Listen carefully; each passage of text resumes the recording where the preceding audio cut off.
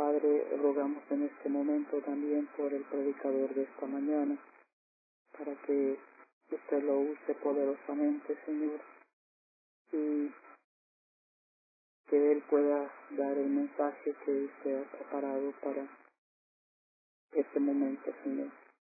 Bendígalo, Señor, úselo y que nosotros podamos ser fortalecidos a través del mensaje, Señor. Le rogamos también por esta cadena de oración y rogamos, Padre, también porque el ayuno que se llevará a cabo también mañana, Padre, que nos dé esa fortaleza. Gracias, querido Señor, por escucharnos. Gracias por ayudarnos, Señor, cada mañana y estar atentos a lo que usted quiera hablar con nosotros, Señor. Diríjanos, te lo rogamos, te lo suplicamos en el nombre de Jesús. Amén. Gracias, hermano Arturo. Bueno, en este día vamos a estar mirando el tema Un gran despertar religioso. Y tenemos en la línea al hermano Ramón Romero, que nos viene a hablar de este tema y a quien le damos la bienvenida. Cuando esté listo, Pastor Ramón, el tiempo es suyo. Muy bien, mis hermanos. Saludos. Hoy vamos a tratar sobre el capítulo 21 del conflicto de los siglos. Es un gran despertar religioso. ¿Qué es lo que produce un gran despertar religioso? Durante 1260 años, la Iglesia fue acremente perseguida de una forma tan brutal que, de acuerdo a algunos historiadores, se estima que en el lapso de esos 1260 años, que comenzaron en el 538 con la supremacía papal, en el 533 el emperador Justiniano llama al papado corrector de herejes, y en el 538, con el triunfo sobre la tribu, de las tres tribus, la última que se oponía al papado, ahí comienza, cuando fue vencido en el 538, la supremacía papal se yergue durante 1260 años. En ese lapso se estima que hubo entre 60 a 110 millones de personas muertas por el período de la Inquisición, entre otras cosas. Europa es un continente antiguo que está teñido en sangre por causa del Evangelio. Desde España hasta Grecia, todo eso está teñido con la sangre de los mártires que predicaron sobre el papado, que predicaron contra el hombre de pecado, el hijo de perdición. Pero el mensaje del primer ángel no podía ser predicado antes. ¿Por qué? Porque el mensaje del primer ángel era un mensaje de juicio. ¿Juicio a quién? El juicio proclamado por el 12 de febrero de 1798, cuando Napoleón Bonaparte envía a Alejandro del Cien, su general de confianza, y toma preso al Papa Pío VI, lo destrona y se sienta a Napoleón en su lugar y destierra al Papa al delfinado, donde muere en Valencia en 1799.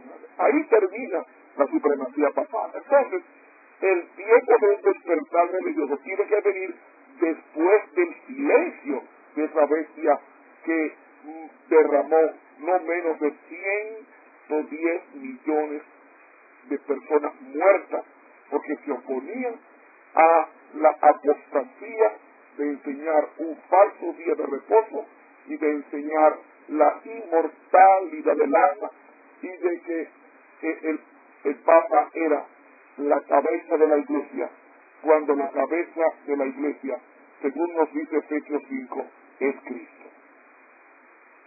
Gracias a Dios que la iglesia bendita tiene un presidente mundial que se cambia cada 5 años, pero no es cabeza de la iglesia. La cabeza de la iglesia es Cristo, según Efesios 5, 25. Cristo es la cabeza de la iglesia. Y como cabeza de la iglesia, al caer la cabeza visible, bizarra, que se oponía a la cabeza real que es Cristo, entonces surge ese gran despertar a partir del 1798. Y de ahí, ese gran despertar comienza con el mensaje del primer ángel. ¿Por qué? Dios mandó 3 mensajes a la iglesia. Y son los 3 mensajes llamados verdad presente. ¿Por qué verdad presente? Porque era el mensaje de la actualidad. Esos 3 mensajes eran contra 3 poderes religiosos, contra 3 poderes nefastos. Uno era la bestia. El otro era el falso profeta, es decir, el protestantismo apóstata, los Estados Unidos. Y el tercero era el dragón. Esos tres poderes, dragón, bestia y falso profeta, Dios había levantado 3 mensajes. Y ustedes dicen, ¿por qué la bestia? Y la bestia en 1798 está herida de muerte, porque ella recuperaría el poder. Y por eso se da el mensaje del primer ángel a partir de la caída de ese poder con herida de muerte. Ahí comienza un gran movimiento en diferentes países con diferentes hombres. Ese movimiento no podía levantarse antes de esa fecha, porque tenía que esperar que la apostasía, el hombre de pecado, desapareciera del escenario de persecución. Entonces, a partir de 1798, cuando desaparece ese poder, o es silenciado, mejor dicho,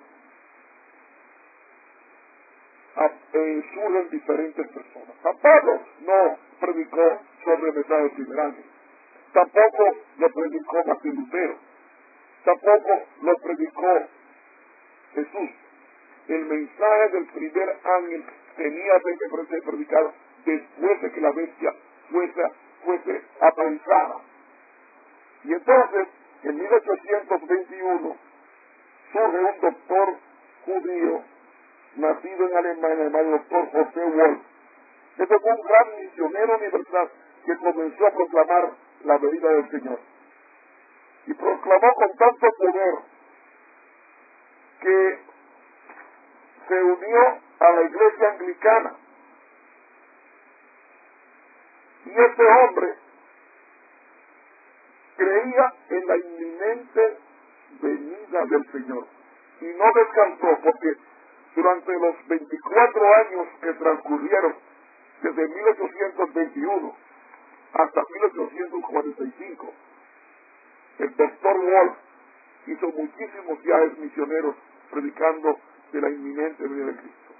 Recorrió África, fue a Egipto, fue a Abisinia, fue a Palestina, fue a Asia, fue a Siria, fue a Persia, fue a Bocar, fue a la India, también fue a los Estados Unidos, llegó a Nueva York, allí predicó el mensaje, fue a Filadelfia, fue a Baltimore, fue a Washington. En todos esos lugares, este José Wolf, visitando países, llevando el mensaje de que Cristo estaba a las puertas. Él decía, cuando me siento débil, tomo la Biblia y recibo el poder, y el poder me sostiene. Para él era la Biblia el sustento de su alma. Cuando usted se sienta débil, lea la Biblia, y la Biblia exhala un poder misterioso y sobrenatural. Este hombre predicó del mensaje del juicio, y todo eso estaba preparando el camino para que en 1831 surgiera un hombre en Dresden, a predicar en California el mensaje del primer año. Este hombre se llamó Guillermo Miller. Guillermo Miller, 5 años antes, ya en Alemania, había un hombre llamado Bengel, que era ministro de la iglesia luterana y que estaba predicando el mensaje, como también en América del Sur se estaba predicando el mensaje por un chileno jesuita llamado Manuel Lacunza. Manuel Lacunza predicaba de que Cristo estaba a las puertas y que había que prepararse para ese grandioso acontecimiento. La luz brilló en países como Francia, como Suiza, en Ginebra, en los mismos lugares donde Farel y Calvino propagaron el mensaje cardinal, y Gossen predicó el mensaje de que Cristo vendría por segunda vez. Había lugares donde no se les permitía predicar el Evangelio, y el Señor usó niños de hasta 8 años, de 6 a 8 años, para predicar el Evangelio, y ellos decían: temed a Dios y dadle gloria, porque la hora de su juicio ha llegado. Todo eso era preparando el escenario a partir de 1798 para la proclamación del mensaje del primer ángel, que realmente tuvo su comienzo en realidad con fuerza en 1840. Todos esos hombres mencionados prepararon el terreno para que el movimiento milerita comenzara a predicar este evangelio sin temor. Y Guillermo Miller, que en principio no quería predicar porque él decía que él no sabía predicar, un día lo invitaron a predicar. Y hermanos, eso fue el comienzo. Guillermo Miller predicaba 6 sermones diarios. Hubo un año que predicó 300 sermones. 300 sermones. Y déjenme decirles, mis hermanos, Miller, este hombre agricultor, un hombre recto, batallado en la pobreza y en la juventud, comienza a estudiar la Biblia y descubre que en la Biblia se estaba indicando que el juicio vendría, y haciendo los cálculos encontró que hasta 2300 días y el santuario sería purificado, aplicándolo a la purificación del planeta Tierra, y dijo que Jesús vendría el 22 de octubre de 1844. Y saben, Guillermo Miller comienza a predicar esto: temed a Dios y dadle gloria, porque la hora de su juicio ha llegado. ¿Qué estaba diciendo Miller con este mensaje? Estaba diciendo que la expresión temer a Dios, si ustedes lo buscan en la Biblia, van a encontrar que esa expresión, temer a Dios, está íntimamente ligada a los mandamientos de Dios. Porque fíjense, en Eclesiastés 12:3 dice: teme a Dios y guarda sus mandamientos, porque esto es el todo de los demás. Temer a Dios implica observancia, respeto, reverencia a los 10 mandamientos. Darle gloria a Dios. ¿Qué significa gloria? La palabra gloria implica el carácter de Dios. Cuando Moisés le dijo al Señor, a Jehová: muéstrame tu gloria, el Señor, ¿sabe qué dice el Señor? Si usted lee el libro de Éxodo, el capítulo 34, va a encontrar que cuando Moisés le pidió a Dios que le mostrara su gloria, ¿sabe qué le mostró Dios? no le mostró el brillo, no le mostró su refulgencia. ¿Sabe qué le mostró? Cuando Moisés le pidió la gloria de Dios, le mostró lo que encontramos en Éxodo 34:6.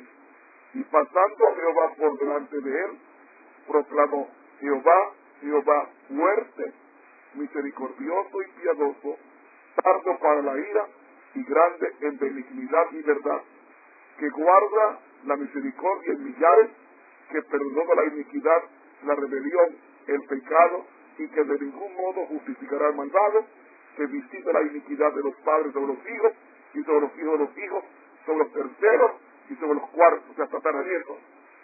Eso era la gloria de Dios, el carácter. Jehová no está mostrando brillo, lo que está mostrando es la explicación de quién es Él, un Dios misericordioso, un Dios santo, tardo para la ira, grande en benignidad. Es decir, la gloria de Dios es el carácter de Dios. Eso fue lo que le pidió a Moisés: muéstrame su gloria.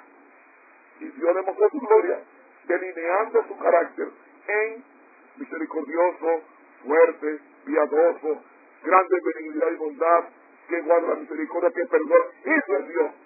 Y eso es lo que el mensaje del primer ángel tenía que decir: temed a Dios y dadle gloria.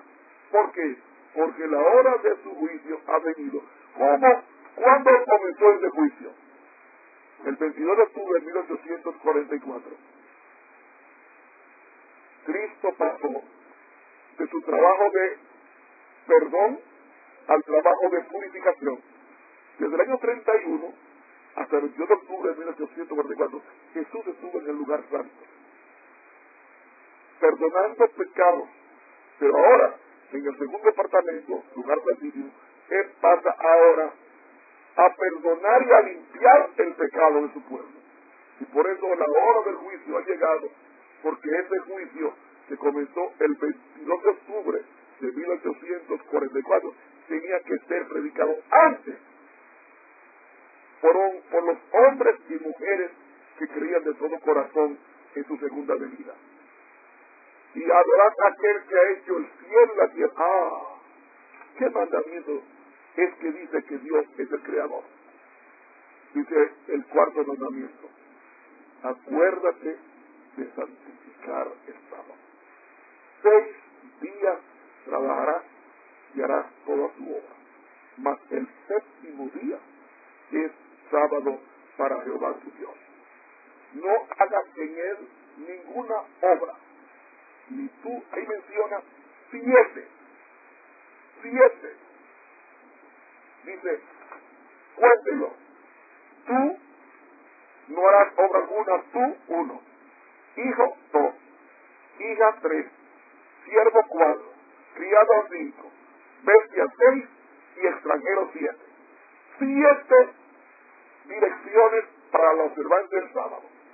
Y eso es lo que está hablando, lo que dice: porque en 6 días hizo Jehová los cielos y la tierra, el mar y todas las cosas que en ellos hay, y reposó en el séptimo día. Por tanto, Jehová bendijo el día sábado y lo santificó. Este primer mensaje de despertar religioso implica que el sábado es el único mandamiento de los 10 que dice quién es Dios. El primero dice: no tendrás dioses ajenos delante de mí. El segundo: no te harás imagen ingenua, pero no dice quién es Él. El tercero: no tomarás el nombre de los dioses. Pero el cuarto que dice quién es Jehová, dice: porque en 6 días hizo Jehová los cielos y la tierra, la mar y todas las cosas que hay. Es decir, el pensar del primer ángel es una manifestación, una invitación a tener a Dios, es decir, a guardar los 10 mandamientos, a darle gloria, es decir, revelar el carácter de Dios en la vida de cada uno de sus hijos, porque ha venido la hora del juicio. Y saben una cosa, lo interesante es que nuestros nombres estén inscritos en el libro de la vida del Cordero. Ese despertar religioso que llevó a Guillermo Mille y a sus colaboradores a predicar este evangelio, ¿saben? El evangelio se predicó y hubo más de medio millón de simpatizantes en todos los Estados Unidos. Más de medio millón de simpatizantes, y aumentó a 1 millón y siguió aumentando. Pasó de 1 millón y siguió aumentando. Y ellos pensaban y creían que Jesús vendría este 22 de octubre. Ahora, ¿saben una cosa? Hay que tener mucho cuidado con el día y la hora, porque nadie sabe ni el día ni la hora cuando Cristo va a venir. Nadie. Es una prerrogativa que Dios se ha tomado para sí. Cuando Él se iba al cielo, los discípulos le preguntaron: Señor, ¿tú vas a establecer tu reino ahora en este tiempo? En Hechos capítulo 1 está eso. Y él le dijo: mira, muchachos, no toca a ustedes saber los tiempos y las razones que el Padre puso en su sola potestad. Es decir, no les compete a ustedes saber el día y la hora, porque eso está en los destinos de mi Padre. Y mientras haya gracia, el pueblo adventista y nadie sabrá ni el día ni la hora. Ahora que sí, que ha llegado la hora del juicio. Lo que nos interesa saber ahora no es la hora cuando Cristo viene, sino la hora cuando comenzó el juicio. Y saben una cosa, el juicio comenzó. Es para Dios decirle al diablo: me llevo a mis santos porque hicieron conmigo pacto con sacrificio, de acuerdo a Salmo 50. Por eso le levantó un despertar después de 1798, y usted a Manuel Lacuta en Chile, usted a José Wolf en Europa y en Medio Oriente, usted a Guillermo Miller en los Estados Unidos, y ese evangelio predicándose en los 4 puntos cardinales, preparó el terreno para que el 22 de octubre de 1844 viniera el gran chasco. Y usted me preguntará: ¿pero por qué Dios permitió el gran chasco? ¿Por qué Dios permitió? ¿Por qué ese fracaso? ¿Por qué permitió la mala interpretación? ¿Sabe por qué Dios lo permitió? Dice la sierva de Dios que Dios se propuso probar a su pueblo en la página 423 del Código de los Cielos. Su mano cubrió el error cometido en el cálculo de los periodos proféticos. Los adventistas no descubrieron el error, ni fue descubierto tampoco por los más sabios de sus adversarios. Pasó el tiempo, no apareció Cristo. Los que habían esperado a su Salvador con fe sincera experimentaron un amargo desengaño. ¿Saben?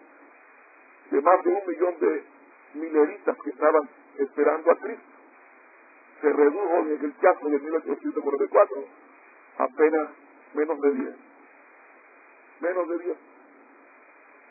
Elena Juárez, no Elena Harmon, no Elena Juárez todavía, Elena Harmon, con Harmon estaba el pastor José Rey, estaba el pastor Jaime White,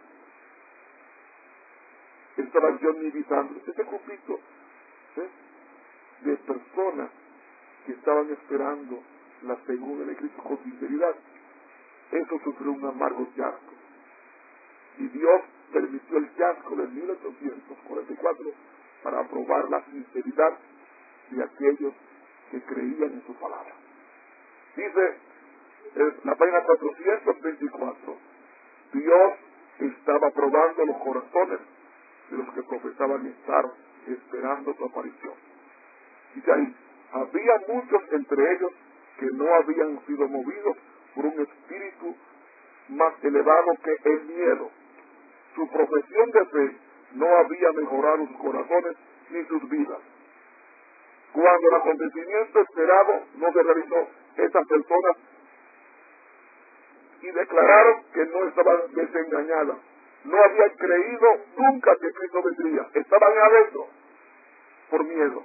Ellos fueron los primeros en ridiculizar el dolor de los verdaderos creyentes.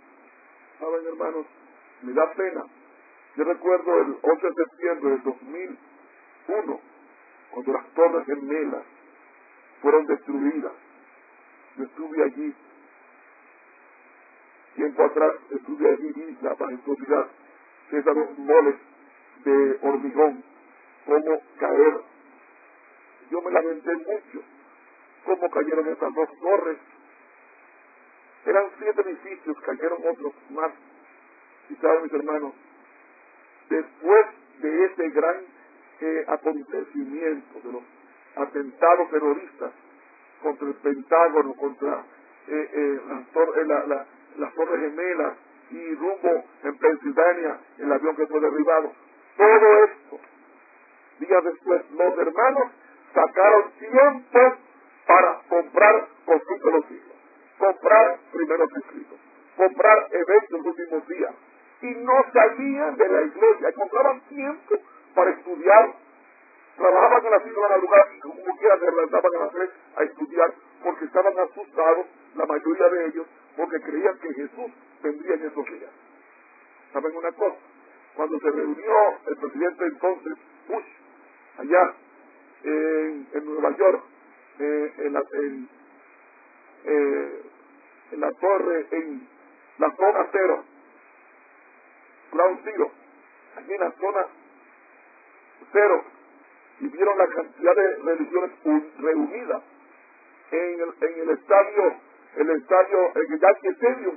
Dijeron, hermanos, ya por fin vino la unión de las iglesias, tiene el papado ahora, y ya, persecución de dominical y de segunda venida. Cuán lejos estaba.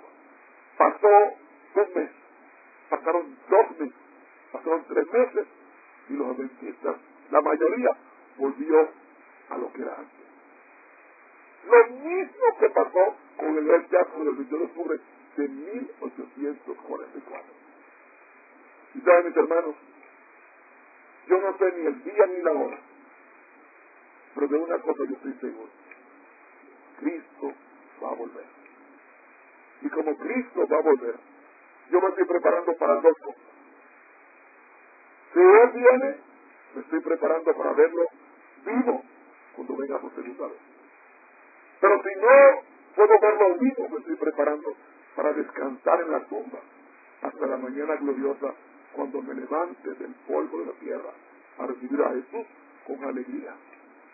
En esto es que debemos de pensar, en ese despertar religioso que ha servido para que las generaciones futuras, hasta hoy, los adventistas piensen que los charcos se van a repetir, y se van a repetir, y se van a repetir, pero lo importante es que nuestros nombres estén inscritos en el libro de la vida. Dice el último párrafo del conflicto, página 424, pero Jesús y todas las jueces celestiales contemplaron con amor y simpatía a los creyentes que fueron probados y fieles aunque asqueados. Si se hubiese podido descorrer el velo que separa el mundo visible del invisible, se habrían visto ángeles que se acercaban a estas almas resueltas y las protegían de los dardos de Satanás. Hubo un gran despertar religioso en el año 1800, después de la caída del papado, de su supremacía. Pero miren, va a volver. La supremacía está recuperando. Y mi pregunta es, ¿me estoy preparando para otro despertar religioso? Cuando la tierra va a ser iluminada con la gloria de Dios, ¿me estoy preparando para encontrarme con Jesucristo? ¿Me estoy preparando hoy para que Dios me pueda usar como vasija útil en las cosas que a Él le agradan? ¿Soy susceptible a las impresiones del Espíritu Santo? ¿Estoy estudiando bien la palabra de Dios, la palabra profética más segura, a la cual hacéis bien en estar atentos, como una antorcha que alumbra en lugar oscuro y el día esclarezca y salga luz de nuestros corazones? Nos estamos preparando porque los acontecimientos están diciendo: Cristo viene pronto. No estamos obligados a saber el día y la hora, pero sí estamos obligados a saber que estamos en los últimos días de la historia de este mundo. Y la pregunta que yo me hago es esta: si tú fueras a morir hoy, ¿estarías listo para morir en paz con Dios y con los hombres? ¿Están tus pecados confesados y abandonados? Eso es lo que hay que tomar en cuenta. El despertar religioso hizo que estos hombres, Manuel Lacunza, José Walsh, Benson, Guillermo Miller, lo dejaron todo para predicar este evangelio del reino. Y cuando fueron chasqueados, luego Guillermo Miller, él dijo, días antes de morir, dijo Guillermo Miller, días antes, ya en 1848, dijo, yo sé que mi Señor se ha demorado, pero Él vendrá porque creo a su palabra. ¿Tú crees que la demora aparente de la segunda venida es para que tú te ridiculices y digas, bueno, si Dios me sabe de mí y comience de mi concierto, o me estoy preparando, como lo hizo Miller, que dice el libro primero escrito, que hoy,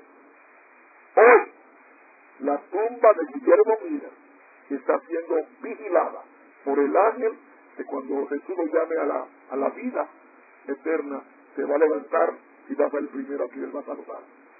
Mi pregunta es esta, hermano, ¿estoy yo preparado? ¿Estoy preparado?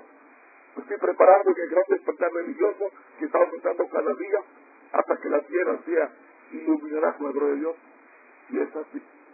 Que Dios te bendiga. Amén. Muchísimas gracias, hermano Ramón Romero, por su participación en esta programación. Le voy a pedir que para concluir este día nos dirija por favor en oración. Perfecto. Gracias, mi bendito Padre, porque no toca a nosotros saber los tiempos y las razones que tú pusiste en tu sola potestad. Pero sí queremos pedirte una cosa, que en medio de la apostasía reinante, en medio de la corrupción que hay en el mundo, en medio de la elasticidad de las normas y el flujo de miembros y reflujos de ellos llenos de al mundo, ayúdanos a no ser burladores, a ser personas que creamos a Dios. Él dijo, vendré otra vez, y como dice el Antiguo Testamento, aunque tardare, espéralo, porque Él vendrá. Cristo no ha venido, no porque Él no quiere venir, sino porque no nos hemos preparado para este grandioso acontecimiento. Pero te suplicamos, oh Dios, que tú nos prepares rápido, santificando nuestras vidas y preparándonos para que cuando Cristo nos venga en gloria, podamos decir, he aquí nuestro Dios. El más hermoso himno que me va a cantar, lo cantará tus pueblos, el himno que dice, he aquí nuestro Dios, a quien hemos esperado y Él nos salvará. Y eso va a ser contestado por Jesús cuando dirá, venid, bendito sea mi Padre, heredad del reino preparado para vosotros desde la fundación del mundo. Gracias, Padre, por tenernos en cuenta. En tus promesas esperamos y nos entregamos en tus manos para gloria de tu nombre, en el bendito nombre de Cristo Jesús. Amén. Amén. Muchísimas gracias una vez más, hermanos, que tengan un feliz día. Nos estamos escuchando mañana a la misma hora. Dios les bendiga. Bendiciones para todos ustedes. Pasen feliz día. Igualmente. Bye bye.